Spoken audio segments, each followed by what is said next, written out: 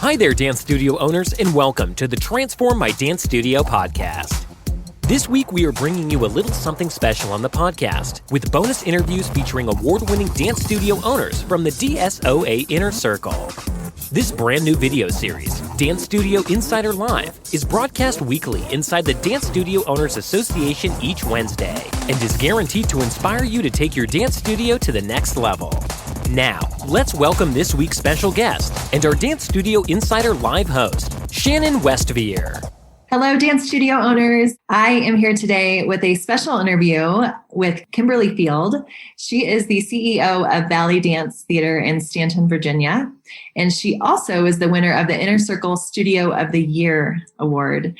And today she's going to share with you some of the special sauce that she gives in being a studio owner as to how she got not only that award, but how she keeps her studio alive and thriving. Welcome, Kim. Hi, guys. How are you? Nice to see you, Shannon. Thanks for joining us. So we're just going to jump right in, and I'm going to ask you, you enrolled nearly 100 new dancers in 2020, while most studios were struggling to get new students through the doors. What strategies did you find most effective for getting those new enrollments? So, of course, like everybody else, when COVID hit, I experienced all of those emotions, the fear, the stress, the worry, all of those things. And thanks to Clint and his guidance, which was amazing, I took a beat and took a breath. And of course, all the other amazing studio owners inside the Inner Circle, which were there for our support as well. But I took a beat and really dove into customer appreciation and how I could take care of my current customers. So we started with that. And we're very honest because, of course, everything was fluid. Nobody knew what was going on. And in order to get through our summer, I really desperately needed to open up fall registration and summer registration. I mean, we needed that income to carry us through the summer. So that was terrifying. But the first thing we did was just honest communication. I mean, it was just, hey, families, we don't know what's going to happen. Here are our plans, that going forward, this is what we're going to do. And that I think was really received well because they felt cared for. And I think that's really important. I think a lot of times as business owners and in the dance world, it's the mentality of we know best and what we say goes. And I think in today's age, we really need to make sure that there's a mutual respect. So we started with that. And then when that registration went really well, it gave me a little more confidence. So I went into our systems and I hired an enrollment director. And that really was the best move. Number one, because she was a great person for the job, but she was in charge of communication and handling all of our trials and our enrollment. So we had a great Facebook marketing campaign. We did 2-for-2 trials. We created extra classes to fit our trials into when the first set of classes was full. And she communicated with all of them on top of our auto sequences. So it was really, that was the key. That was the special sauce for sure. You and your team are known for great retention. Can you share some of your favorite retention tips with us and why they work so well for you?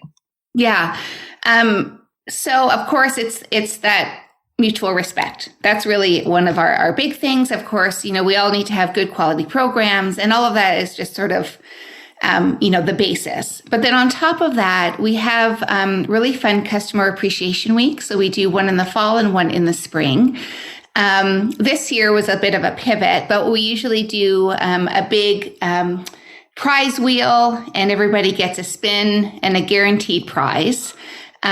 We have, in the fall of last year, pre-COVID of the 2019, we had cupcakes and treats every day of the week for parents only. Special coffee, like the good stuff, not the cheap stuff. Just little things like that. I think help them feel appreciated. So that's one thing we do. Another that we do is progress reports. So we do progress reports in the winter in December. And that's like a mid-year report. And then we also do one in the spring. And in our spring progress reports, we also include recommendations. So this is really important because the recommendations for summer and fall urge them to get into classes. And then, of course, it's less back and forth emails between you. So it cuts your time as well. So that little extra effort into the progress reports and recommendations really makes that re-enrollment really easy.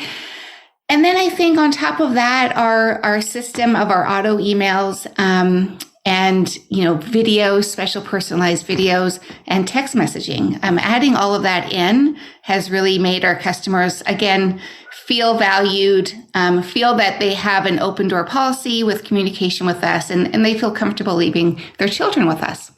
Okay. I love all those ideas. And it's definitely important to give the good stuff with coffee. Always. Shows you care. Yeah. You could choose one thing. What would you say was the most challenging over the last 12 months? And how did you overcome this? And then how will you kind of apply those lessons moving forward?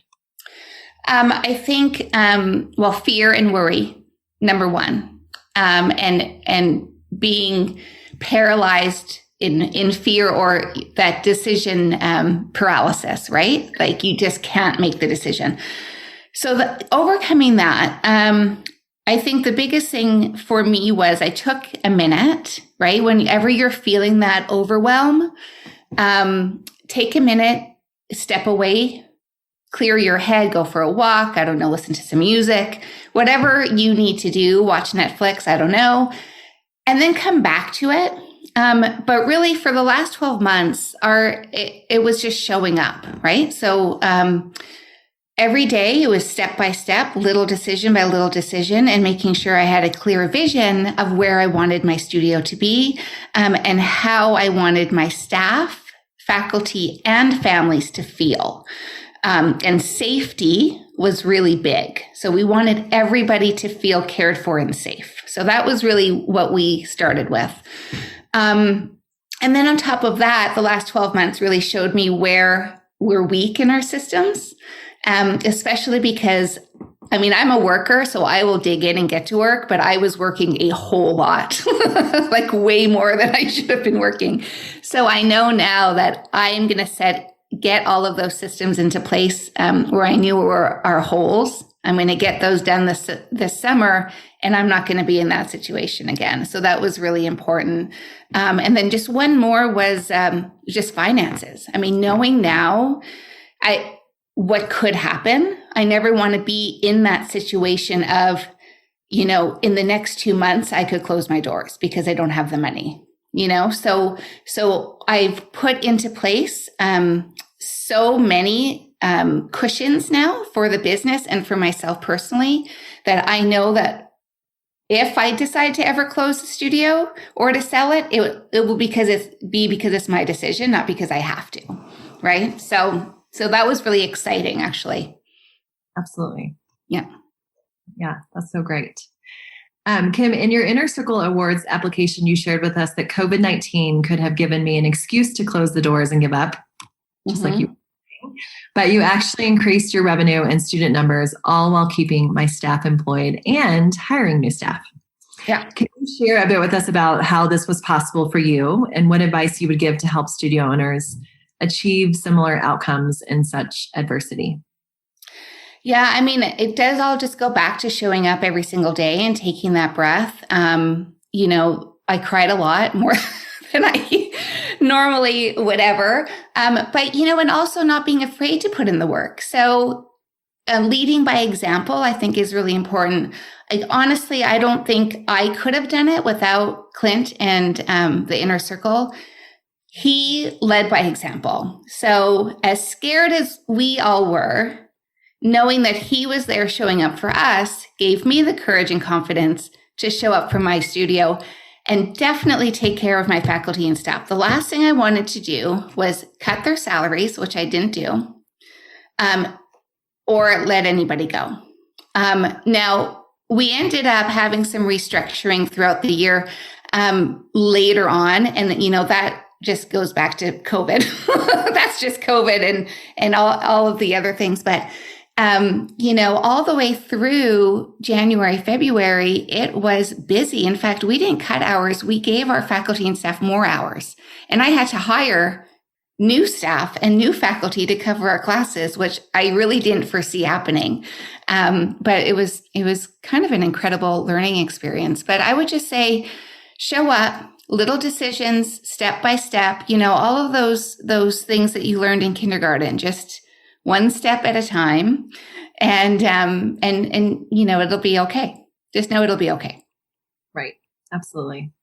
Well, you definitely did it the right way. So congrats. Thanks. What is your favorite productivity time management hack, and how do you apply this in your business and life? And kind of what are some of the outcomes of using that? Yeah. So of course, it's not a new concept, but Clint always, always says that he time blocks. He says, listen, you got to time block. And I am a very distractible person. So, I'm self-diagnosed ADD. So I am, shiny objects.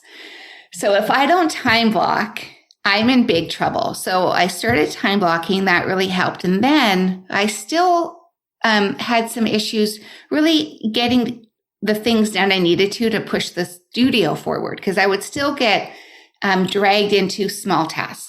So I created a little system for myself that makes it very easy. And it's 2 hours a day that I spend doing specific things for the studio that I choose to do, not because I have to do. So it's Money Monday.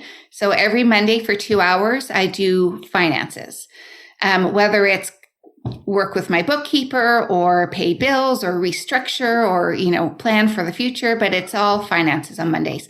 Then on Tuesdays, it's Team Tuesday. So whatever I need to do for my team, it's scheduling, retreat, information, professional development, maybe just a gift, whatever I need to do for my team, that's on Tuesdays. And then Wednesdays, which is today, is Website Wednesday. So I spent 2 hours this morning going through, we have a Google site just for our families, and then we have our main website. So I was meeting with our web guy and going through all of the changes and things I wanted to do with that. That's every Wednesday. Thursday is Therapy Thursday. So that's my time. So I plan something for myself on Thursdays. And then on Friday, it's Follow-Up Friday, because obviously there are things that get derailed. So then I just go through and check my list. Anything that I didn't do up until then, I get done on Friday. And then I used to do all my social media. I don't do it all anymore, but it used to be Social Media Saturday. And then Sundays are my See It Sunday. I sit with my coffee and I visualize. I go through my whole week and I check my calendar and make sure everything is correct. I know what's coming up that week, but then I do my long-term vision. So that's my Sunday. So it just keeps me on track. So I know that everything important is getting done. That's great. You need to share that inside of. I know you've shared it before in some of the other groups. But I'll do it. Yeah, I'll do it again. It really works for me, and it's catchy. Well, yeah, I love theme day. Yeah. Well, Kim, what are some of the new ways that you have found to keep your students connected during COVID and beyond? So I found that this year, I think everybody just needed to be seen. And we kind of felt like, just as humans, I think sometimes we get into the, number of kids and what's your enrollment and how many kids are in this and does this pay for this? And this year really helped us take a step back and see everybody as a person. So they're not a number, they're not a robot, they're an actual person that's showing up. And the ones that showed up this year, they really wanted to be there. So it was so exciting to see them all as people. And going forward, that's something that I really want to make sure that we continue to do, that everybody there is a person. They all have different needs and wants. So I think that that's really important, that I think they felt a connection. It was a different connection this year. And the same with your faculty and staff, like they're not robots either. So they're humans. So you, as the CEO of your business, as the manager, it's your job to connect with everybody and communicate really well. So I think that was really key for us. But then also like our social media, we stepped it up a little bit and really offered a lot of ways for them to connect with us that way. So we had contests and, asked for comments, and we did polls and that kind of thing. And then another thing that we did was a lot of feedback forms. So, really asking our families honestly what they think and what they would love to happen at our studio and what isn't working for them and why. Because I think, every customer wants to feel valued and they want their opinion heard. So it doesn't mean you have to change everything, but it is a good idea to communicate with your families and understand, what they want. And if that's something you think you can do, then do it. I mean, why not? Yeah. No, you're right. It's that, personal touch goes a long way. So yeah. Incredible. Well, Kim, thank you so much. This has been a really special time getting to chat with you. Where can we follow you in your studio to keep up to date with all the exciting things that you and Valley Dance Theater have coming up? All right. So on Instagram, we're at VDT Dance. And follow us. I'd love to connect with you. And personally, I'm field.kimberly on Instagram. So I'm happy to connect that way too. Oh, thank you for sharing. Thank you. Dance Studio members, I hope that you enjoyed speaking or listening to Kim today as much as I did. Don't forget that we're here every Wednesday, same time, same place. So I'll be back next Wednesday, the 26th at 12 p.m. Eastern here on DSOA, Dance Studio Owners Association Facebook group. And you can always join the Inner Circle waitlist if you're interested by going to DSOA.com. So we'll see you again. Thank you. Thank you, Kim. Thank you. We hope you enjoyed today's special episode of the Transform My Dance Studio podcast. Don't forget to join our Inner Circle waitlist at dsoa.com/inner circle for even more access to our world-class coaching team.